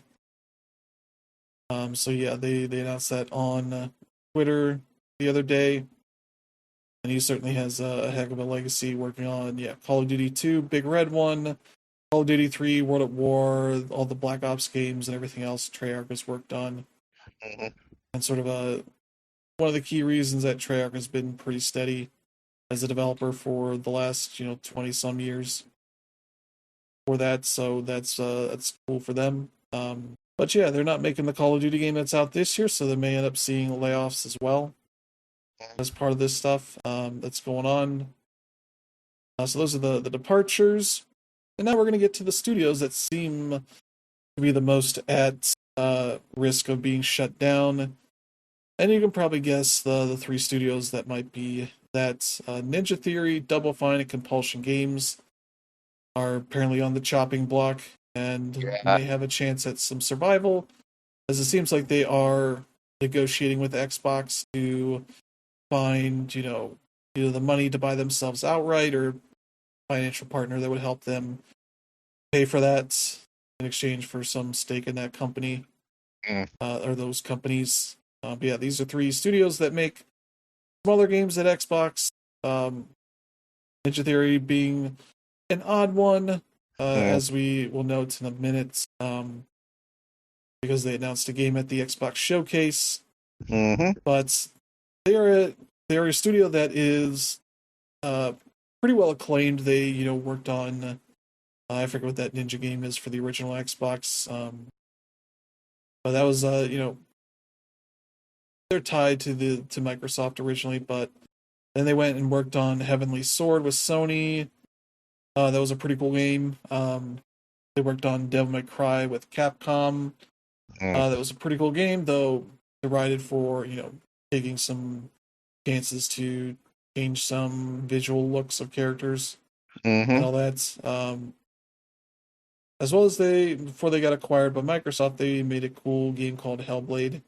That was a small budget game made at reasonable budgets with off the shelf tools to save them as much money as possible. And Microsoft bought them because they're a highly acclaimed developer. Yep. Something they lacked in their team of developers. And what they did is say, hey, what if you make a big budget version of this as a sequel? Which was probably a bad idea. Because, pumping money into small budget games does not necessarily mean big budget success. As we saw, that is essentially what turned out there.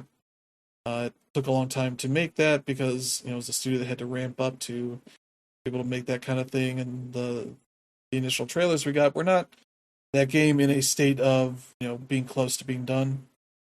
It was pretty early in development, so that game took quite a while from earliest showings of it to actually getting out, and just kind of came and went.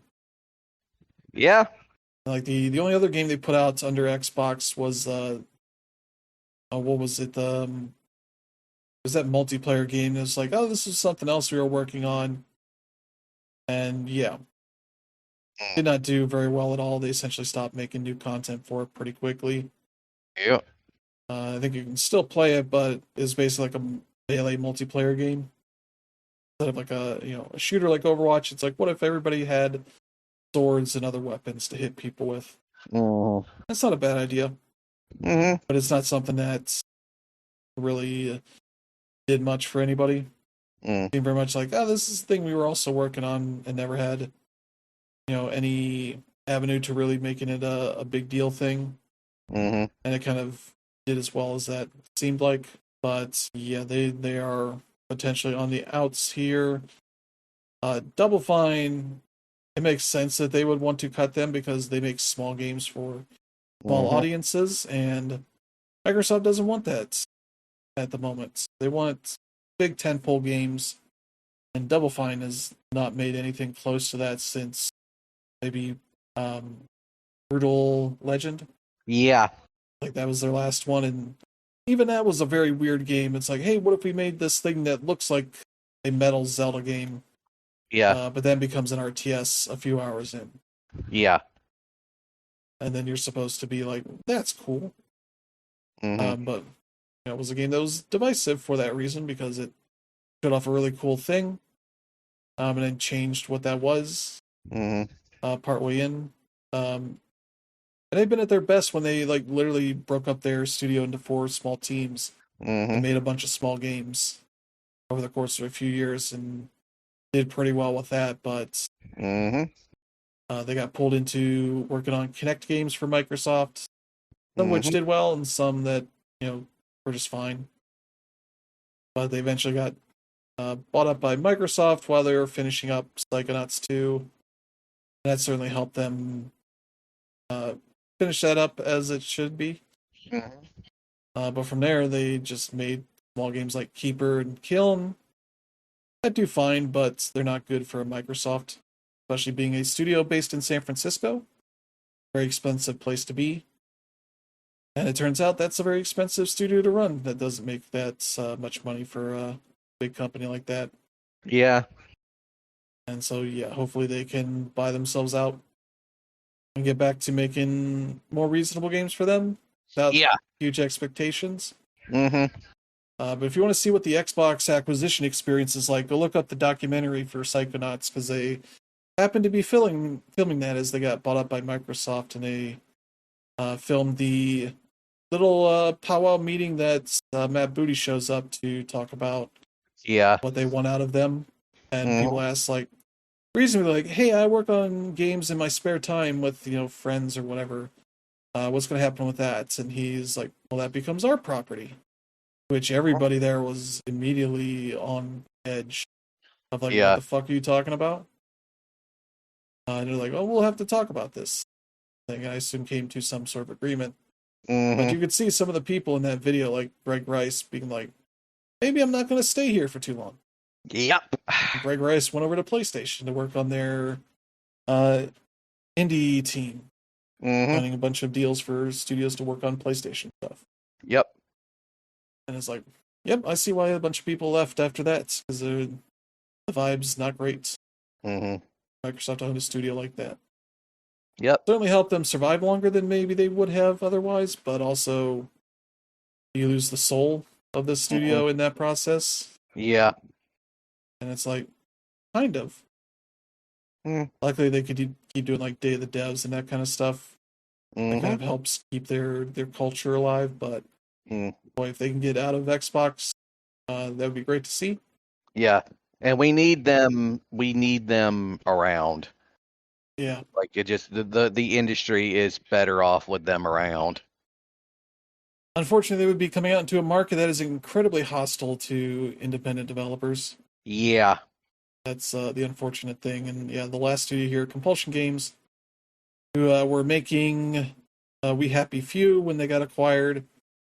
That was a game that initially had a lot of hype, but also people figured out that's not what the game was in that trailer, the whole game.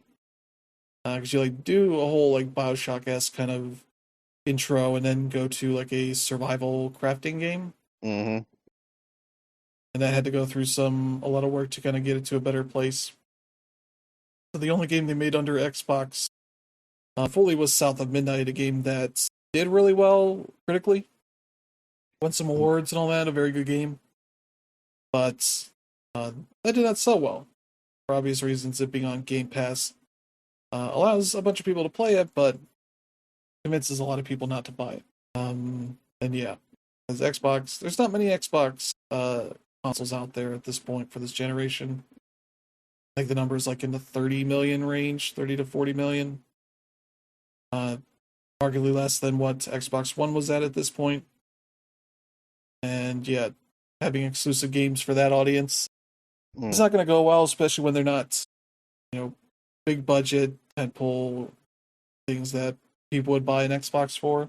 Well, they ported this to PS5 to find more of an audience, and it probably did okay, but not well enough for, Xbox to be happy with.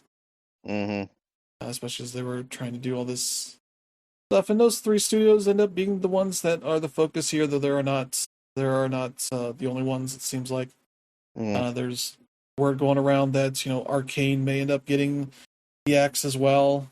That Blade game may end up not happening as a result, which would not be a huge surprise.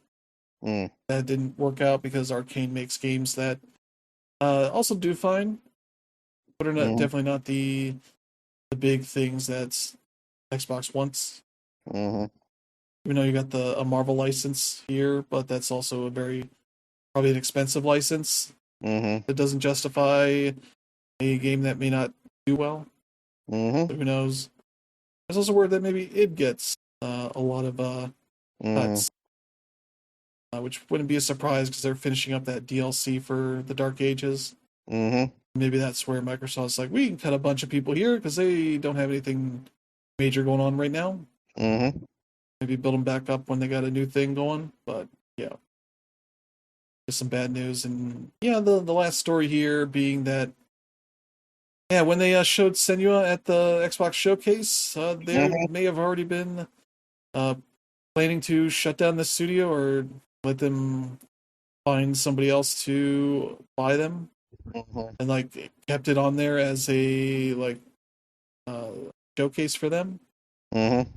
to a potential new buyer, and that's a really shitty thing to do, Mm. just as a PR thing because it basically makes like, well, you weren't planning to publish this thing, market Mm. this thing as the thing you wanted to make because you want to spin off the studio or shut them down, Mm.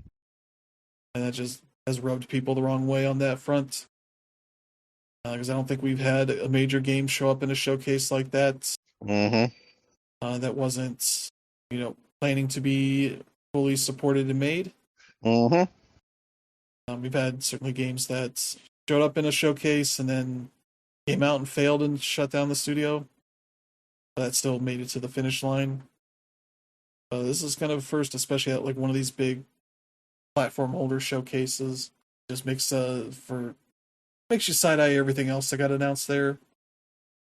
Being distrustful that any of that is going to actually happen. If they can uh, shut down studios to make the line go up even more, Mm. that certainly seems like what is going to happen here at some point. I think people are saying this may end up happening by the end of the month, so that'd be a little over a week away. So we will find out more of what this reset looks like, but what we have right now is not looking good. Mm. It makes you fear for what this company has to do to exist into the future because they're a company that is trying to right the ship, but right it into a completely different place that they were not at in the last 2 years or last few years. Yeah. Because they were trying to be a multi-platform company and make this big new console PC hybrid thing. And now looks like that might get uh, pared down a good bit from what it was because they seem to not be ready at all for the huge cost increase of all these components. And that's a wild situation to get caught off guard in Mm. for the big new platform you're trying to make. Yeah. And so, yeah, a lot of stuff going on here that you're like, this looks like a death by 1,000 cuts for this company. Mm. And yeah, I don't know if you have anything to add on any of this, Brandon. Not really, other than it's just the nature of the freaking industry right now. Yeah. Xbox is trying to right themselves for a new platform launch, and who knows what that company is going to look like by the time that happens. Even how much that thing is going to cost and how much you're going to expect people to pay for it. Because we're just in a ridiculous market at this point. There's a thing going around that SanDisk has a new SSD for the PS5, an 8 terabyte one that is like $2,700. Mm. Because that's what that costs at this point to put out, and nobody should spend that much money on any of this. Mm. Even if it maybe has some technical improvements, don't Mm-hmm. spend that much money on storage for your new hardware or your hardware. Mm. Just don't. You missed your chance to get it, unfortunately. Mm. that's just where we're at. But I don't know if you have anything to add, Dan Rib, on this stuff. Yeah, I mean, yeah, I was waiting just because I wanted to like talk about it holistically. At Summer Mm-hmm. Game Fest, it was our first time being invited to the Xbox showcase. It was a really, really good time. Like as soon as you enter the venue, which is actually the Oscar Museum, like you experienced just lavishness. There was a red carpet. You're taking pictures with like professional photographers at the red carpet, as well as the Xbox Step and Repeat. I had a 25th anniversary Xbox hoodie given to me, and then like breakfast is there. It was a really good breakfast too. Like there was a lot of cool stuff, and the media lounge was in the fifth floor, and the Academy Museum is huge. There are more than 5 floors there. Each of them was like adorned with food, and of course they have a huge theater. Like that was where we watched the Xbox showcase, and they Mm-hmm. had things like popcorn and things on the ready. And like, yeah, it was a great time. Like, I wasn't on the show a couple weeks ago because obviously I was there, but in my opinion, Xbox had the best show out of everybody at SGF, including Nintendo, including the actual SGF showcase. And I was like, wow, it seemed like Xbox turned a corner. And then, like, to top it all off, I don't know if you guys saw this, but at the end of the presentation, um, Asha Sharma showed up. She was really excited about this being her first fan fest, her first showcase. And she was like, okay, everybody look at your badge. If your badge says fan, noted. Fan, it does not mean media. It does not mean industry. They all got separate badges. Mm-hmm. Um, if your badge has fan, you're getting a free limited edition 25th anniversary Xbox, which is huge. So like all of a sudden, the day after or as soon as SGF ends, we're hearing about all these things happening, whether it be the possible closures or spinning off of these studios.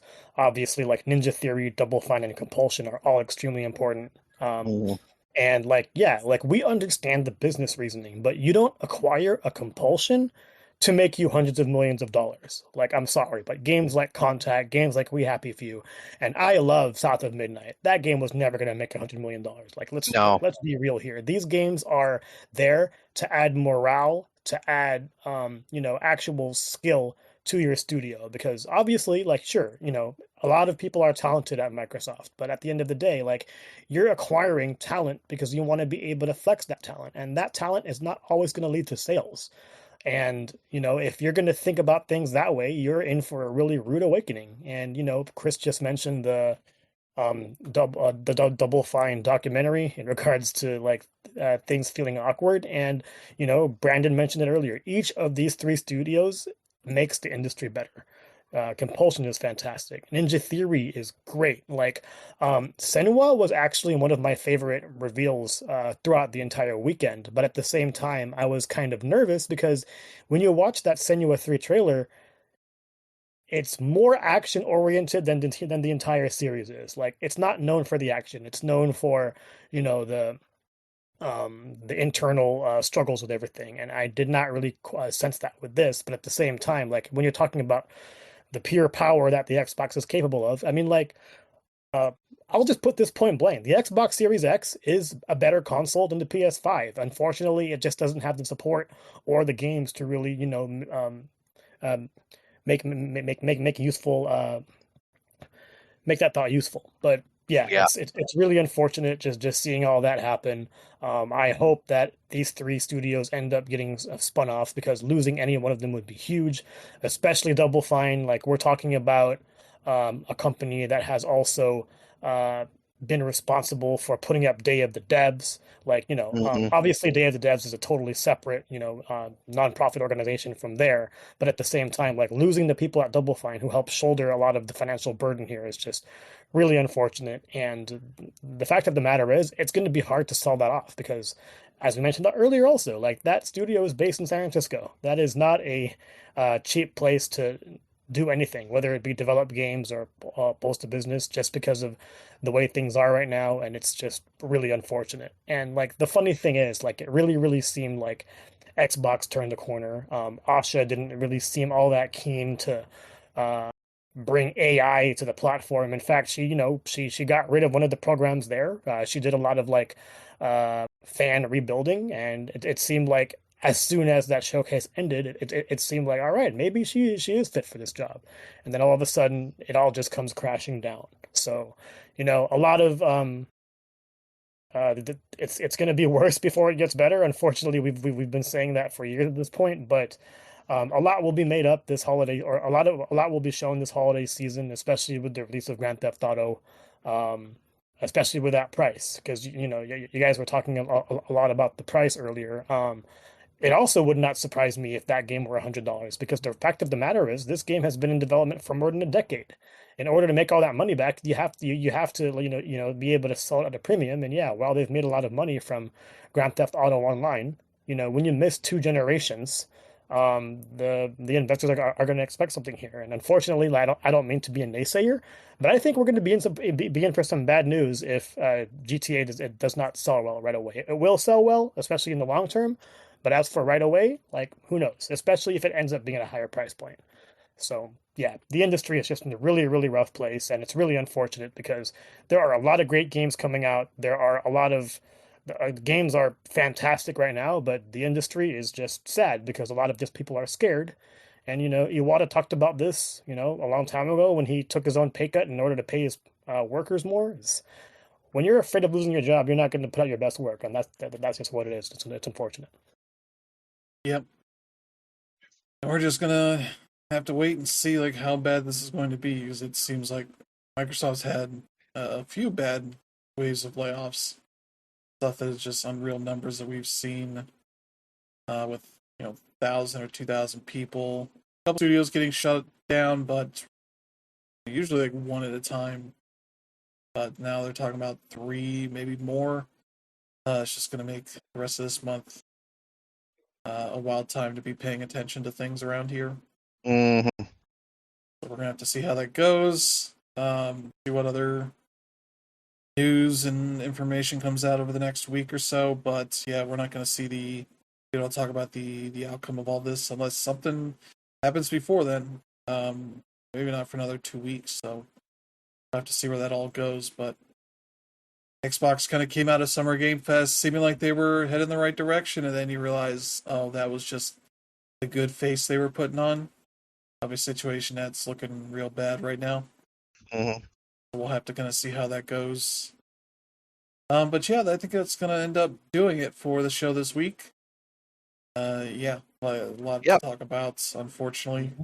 Mm-hmm. Even though we didn't have a ton of news on this list, but plenty of games to talk about. Still a lot of interesting games coming out. Oh yeah. Unfortunately, just not a great vibe on everything else happening. Yeah.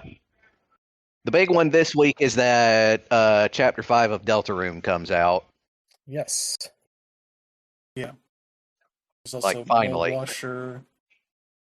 Dead or Alive 6 last round, I think, is still happening, even though they've kind of gone radio silent on that game. Mm-hmm. A little bit. That's just a little weird, but it's also largely an upgraded version of the last version of that game. Mm-hmm. That's kind of a weird place to be, but yeah. That's going to do it for the show this week. Thank you to Brandon and Dana for joining. Always. No problem. We'll be back next week with a new slate of news, as long as power holds and all that. But yeah, thank you all for tuning in. If you enjoy the show, feel free to let friends and family know they should check it out. And select strangers that are also hopeful we can find a path through this bad time for this industry, though the way things are going on in the world, it's maybe not going to happen for quite a while. Unfortunately. This is just an unprecedented time for most industries. Yeah. There's not really anybody having a great time right now, but yeah. Thank you all for tuning in. We'll see you all next time. Have a good one. Bye.